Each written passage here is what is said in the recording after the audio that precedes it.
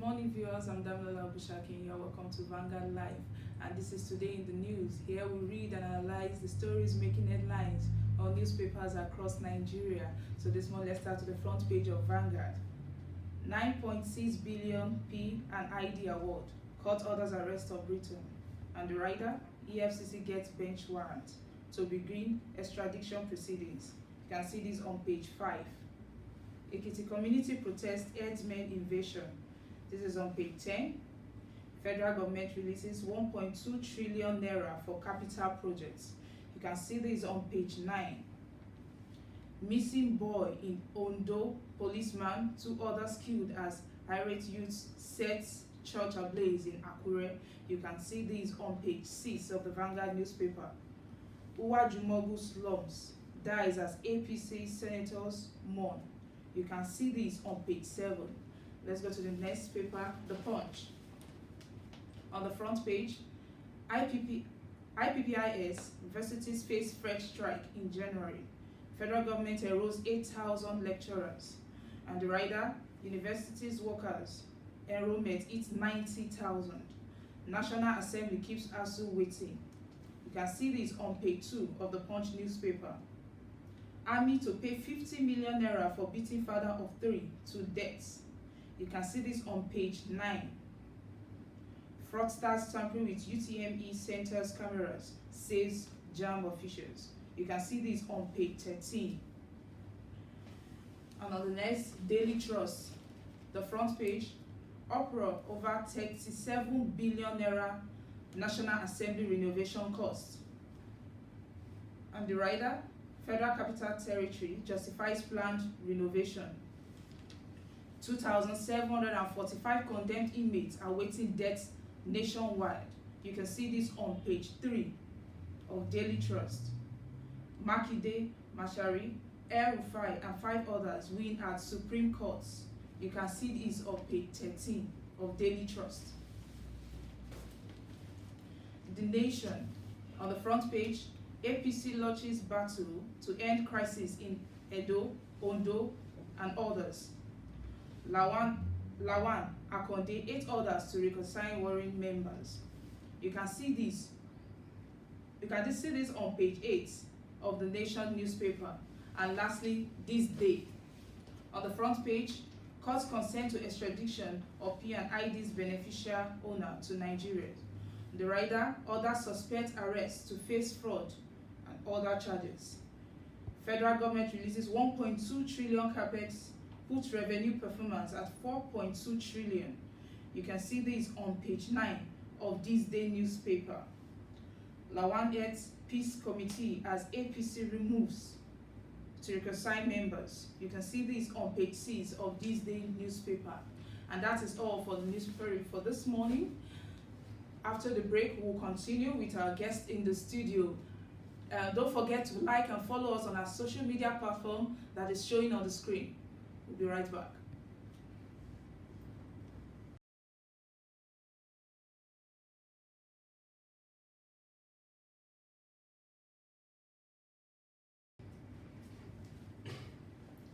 Welcome back. If you are just joining us, I'm Damilola Obushaki, and this is Today in the News. Here we read and analyze the stories making headlines on newspapers across Nigeria. And this morning, I have a young gentleman, a social media analyst, Victor Oguyinka. Victor, you're welcome. Thank you very much, Damilola. Good morning. I'm fine. How have been your week? How's it going so far? Great. Okay. Engaging news everywhere. Yes, that's true. So let's start with this court orders arrest for Adams Queens. So can you brief us and tell us more on this story? The P&ID story. Yes, P&ID story. Of course, of 9 years dragging. I think it originally started January 11th, 2010, where there was supposed to be an agreement between the then government and the P&ID people. They were supposed to refine what looks like gas refinery, transfer from a natural gas, a wet gas, to a lean gas for consumption that Nigeria is not supposed to pay. They had a deal, how it was supposed to run, but I think after 3 years or so, there was then the Nigerian government was accused of not meeting their end of the bargain, and P&ID sued, you know. But when you look at the details, it turned out that some of the things they sued for and the money they thought that they should have gotten, they don't even have a face to start with. They don't have a property in Nigeria. They don't have a site, you know, to operate from, and you begin to wonder. Let us assume that this contract has been running for 3 years. Where exactly would you have said your office is for you to do this, you know, work? And then, unfortunately, there was a change of government, and also fortunately too, you know, because when they sued with about 9.6 billion, it became a very big problem. Of course, no country wants to pay 9.6 billion dollars, just like, not even in Nigerian present economic states, you know. So good for the good reaction of this government. They looked at it and saw that it would be very, very wasteful. So they went to do a quick findings about all the transactions and the agreement between those two parties. They discovered that they had a case. They went to London to state their case, and eventually, look at where it has gotten us. Now, all hands are on deck, and the court has ordered the arrest of, you know, the Britain that was trying to swindle Nigeria of you know, this kind of money. And it is always very interesting. You know, the state government is continuing. When a living government or a present government is signing a deal or an agreement with an organization, whether it is road contract or health or, you know, something like this, we should always have the future in our minds. It expires after 4 years or 8 years. You don't have to make it a problem for the other person coming. I think that was, you know, the breach that those people wanted to capitalize upon. But it's a good reaction, you know, from everybody, the AGF, you know, the federal government generally. So yes, I think it looks like we now have an end of the story here now, hopefully. You know, so good one. Okay.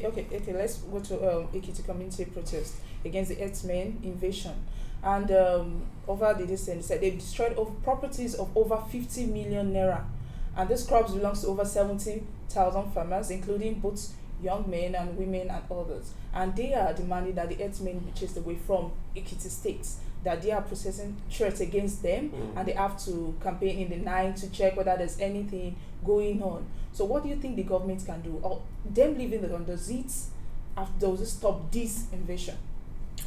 When we are talking about the government on Herdsmen matter, it has been divided across two lines: the state government and the federal government. The federal government trying to look for a solution that the state government is supposed to be looking for. Then it raised suspicion that what is the federal government protecting, you know, and that was how Ruga came up. We don't know where it is right now. But let us go to Ekiti. This is not the first time that they would have this kind of situation. If you would remember, there was a time where a herdsman was alleged to have opened a pregnant woman. Yes, there was that story. So it had been a long time coming for it to now degenerate to the point where they have to take over a community, hoist a flag, tells you of the emergency of the situation that are supposed to have been invested into life and properties. And according to those people, it said some days ago they killed a young man in this community, in this farm, over this case. Killing a young man a few days ago buttresses the point buttresses the situation challenges that state has been feeling, and by extension many other parts of Nigeria, because we must face it, it is just one of many other states that have been complaining and suffering. It happened in Ondo State. Yes. It has happened in Oyo State. Benue State has been having rounds of attack with those people. So everybody has, gotten into a very, have been pushed back to the wall to protect themselves. And that was why the Southwest once upon a time said they were going to provide their own securities and all of those. It shouldn't be this way. The government needs to put premium more on life and property. We can't continue to lose people to avoidable, issues like this Herdsmen matter. If you cannot provide a place, or they cannot follow the rules of engagement that you want them to do in your own state, then you find a way of letting them leave your community. It can't continue to be like this. They should put a restriction to what they can do in the state. Absolutely. Let us not scratch the surface of Herdsmen matter in Nigeria. From the beginning of creation of the state, it is a free-for-all movement. Yes. But that was when we still have respect for each other across the different political divide, ethnic divide, and regions. and religion in this country. You can see, you can wave at a headsman that you see in your community. You can try to touch, one of his cows and all, and it ends there. Yes. But we woke up one morning to see these people with armed guns, with weapons that you don't even see regularly with security operative. It became very scary, and we started hearing how they go to farms to destroy properties and all those. And then we started asking questions: are these our regular men? Then the federal government came at the point and said no, that there was invasion from neighboring countries and all those things. So it generated to a situation where first we don't know who is going to take responsibility of what we are facing. Are they indeed herdsmen? Are they terrorists, Boko Haram, that are disguising as herdsmen? But whatever it is, it has been confirmed and reaffirmed that these people, whether we call them herdsmen or not, we see them, controlling heads of cattle, and they are causing more harm than good. So the state government, beyond whatsoever help they will be expecting from the federal government, is supposed to look for a permanent solution to ensure that the people of their states are safe. Okay, let's save that for now. Let's go to the front page of the Punch. Mm-hmm. The universities, the integrated personal payroll information system, I was said some months ago. Out of the 43 universities, they said that 90,000 workers have registered for this IPPIS, and out of them, 8,000 are lecturers. Now, for those who have not registered, they told them to come to Abuja to come and register, and those that have not, what will be their fate if they refuse? Because the ASU are saying, some of them are still saying they are not ready to register for this. So what will be their fate? I think what I would ask first is that the ones that registered, are they still members of ASU? Of course, yes. If they are members of ASU and ASU agreed not to register, why did some of them go ahead to register? And then again, if some of them decide to register, what exactly is wrong with ASU? Why are they being neck bent on this one? Why are they trying to twist the federal government on a decision? We know that there should be no institution under a country that is bigger than the federal government. So why is ASU trying to follow this directly to the letters? And yes, rightfully so, if they have to, why is the federal government not thinking of a way to make this thing happen? Now, it shows that first there's a problem inside the ASU house. Yes, because it tells you that they are not all united or in tone with that decision that they are taking. And secondly, because I think one of the writers says that there's likely going to be another strike. Yes, the ASU said they'll put a strike if this is continued. Yeah, if the federal government categorically, of course, you can't replace 90,000 teachers almost overnight. So if the federal government is not going to budge to this, then a very strong decision needs to be taken. And I think they have to negotiate and renegotiate. They have to sit down and talk about... Will this be possible with 8,000 out of the ASU people going to register already? Yeah, I don't know the numbers they have. If 8,000, have agreed to register already, well, it is still better for them now that they know that they are losing the numbers. It's just 8,000 today. Maybe by the end of the year, another 2,000 would have joined, and then it means that they are losing strength in numbers. So for them not to lose it all up, they are better meet each other halfway, so that it becomes a win-win situation for both the federal government and ASU. Okay, we'll continue after the break. Okay, if you are just joining us, this is Today in the News. We'll continue after the break. Don't forget to like and follow us on our social media platforms showing on the screen, and also leave your comments below.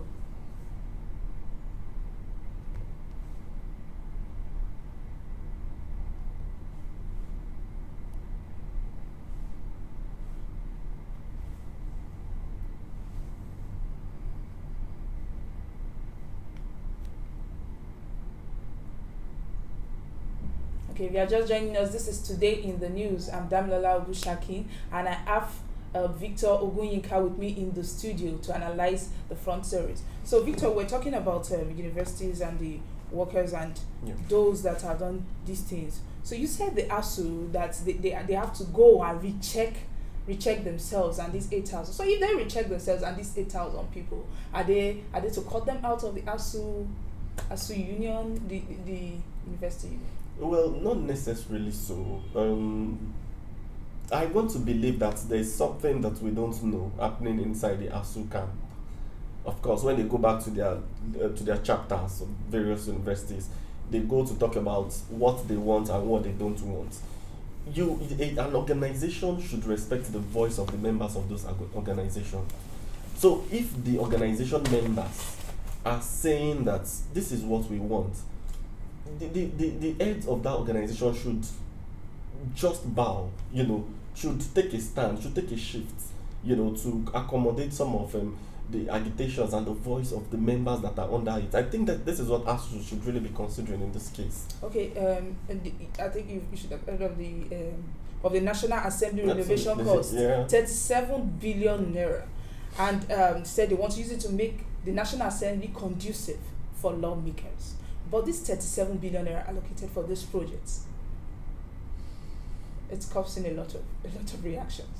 Oh well, of course, like every other thing, the budget of Nigeria has always been a very, very, very interesting, and it comes with lots of revelations, and debates follow every time. So it's almost needless to come and start crying 37 billion naira foul here.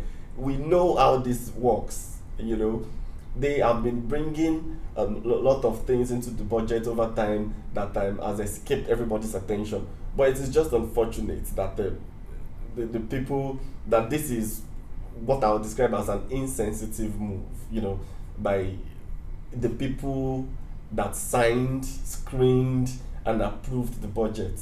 It is very, very insensitive in the sense that coming at a time where the Nigerian Labour Congress is clamoring and begging state governments to approve 30,000 naira minimum wage for its people.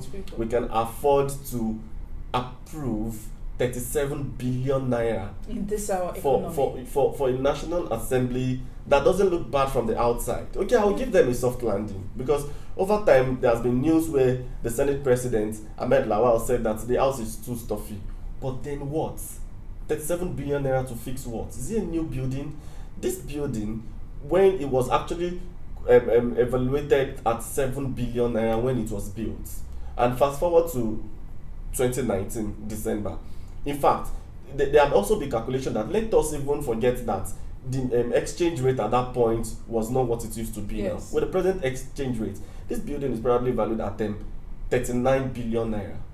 So if you have a building of 39 billion naira, are you going to renovate that building? Are you going to clean up that building? Are you going to make it conducive with 37 billion naira? This thing it deserves all the attention it's getting from all the quarters that are talking about it. And I love what Daily Trust did, with that analysis. You can see them showing the number of houses that can be built, the number of schools or classrooms that can be built.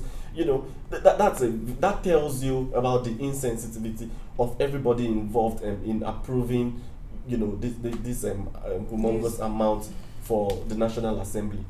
Okay. For yesterday at Ondo, I don't know, for some months now, I think last month, a child of 1 year was missing, and the mother raised alarm when she went to church that Shotito Irate Miracle Center at Ondo, and I think during the service, the 1-year-old child got missing, and there's been a lot of people commenting on that.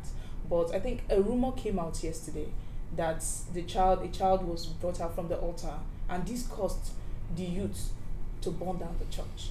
And not only they burn down the church, it also vandalized a lot of things in the community. So the actions of these youths, is it right? Are they supposed to? What can be done? Because even the police couldn't curb these things yesterday. Well, like they say, 2 wrongs don't make a right. So I would first talk about the mob attack and then the jungle justice decision. It has never been right before democracy. It will never be right now that we have democracy, and it will continue to be a punishable offense under law. And of course, that is why the police are making arrests. So that said, now let us go to the main case of a 1-year-old boy, missing in a church premises. Some months, I think that was early November. Yes, November 10. November 10, thank you. The boy was missing. A 1-year-old boy, I would want to think that maybe he's crawling or just starting to walk. How did they escape the presence of the mother and go missing? So let's start from there first. And After that, inside the church, the service ended. Was how big is the church? That the boy would just miss and nobody would say. Let us. It is always interesting. But wait, it is always interesting for us not to scratch the surface of any problem if we really want a solution, unless we just want to pay lip service and make grandstanding opinions, which doesn't solve any situation. The truth is, I'm just trying to picture the church right now and how big that church could look. For a church that has maybe ushers at the entrances of the church, how did the boy escape the presence of everybody? Plus the mother, how long did it take the mother to discover that the boy was missing? In churches, there's a section for children. Okay. Children church is different from the adult church. I think she left the child in the children's section. Okay, I went to the adult church. Interesting. If she left the child at the children's section and a 1-year-old child, in 2 hours or in an hour, the mother should continue to check on the child. But that is okay, for all that happened. This started from the November 10, you said. The general overseer of the church was arrested. Yes. There was no solution. There was no entry. I was kept in DSS custody because I read that story and I followed it real keenly. I followed some conversations also on social media about some people that are directly affected. I saw a group where there was a direct attack of some members of the church saying this was what you did to the church, this was what you did to the church. It led to a lot of suspicions, and eventually the youth got an intel that the child was buried under the altar. They came to see if they to investigate and discovered that they were holding a church service. They got angry. That's what's nonsense. How do you miss a child and you continue to act as if nothing is wrong? So they decided to set the church ablaze. Church members took to their heels, everybody scattered away. And in the course, a policeman was killed, I think, 2 other persons dead, houses were razed, and everything. And eventually, they checked and discovered that the child was not buried in the church. The body was not exhumed from the church. The mother confirmed that lot also. So, what happened to the child? It's a police case, and I'm not going to preempt anything. I'm here in Lagos. They are there in Ondo State. But the police has a task and they must unravel the situation with this, because like you rightly said, if there's a children's section in church and it happens in every churches, so if they must be protected, those kids must be protected, must be well looked upon. And I think it is also a security measure we should keep in our minds upon in a time where kidnapping and other things are becoming so rampant. People should learn how to check on their words at intervals wherever they are. It is just the right thing to do. Okay, thank you very much, Victor. Thank you for having me. It's a pleasure having you in the studio today. Thank you very much. To get more of our stories, follow us on our social media platform. You can go on Facebook and Twitter, like and follow. Put your comments in the section below. Thank you. I'm Damilola Obushaki. Have a nice day.